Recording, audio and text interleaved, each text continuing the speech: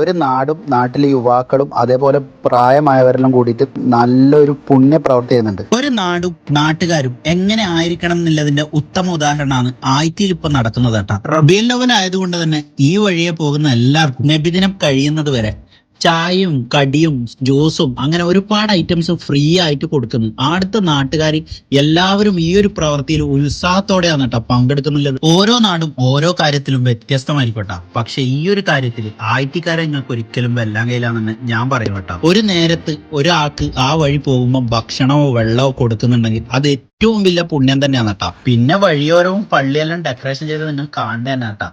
നമ്മളെ ആയിത്തീത്തെ വാർഡ് മെമ്പറാണ് കുൽത്തൂത്താനോട് ഇതിനെപ്പറ്റി ചോദിച്ചു നോക്കാം. ഏറ്റവും മഹത്തായ ഒരു പരിപാടിയാണ് നമ്മളെ ഈ ആയിത്തിയിൽ നടക്കുന്നത്. പടച്ചവൻ നമ്മളെ മക്കൾക്കെല്ലാം ആരോഗ്യവും ഐശ്വര്യവും പ്രദാനം ചെയ്തു കൊടുക്കട്ടെ.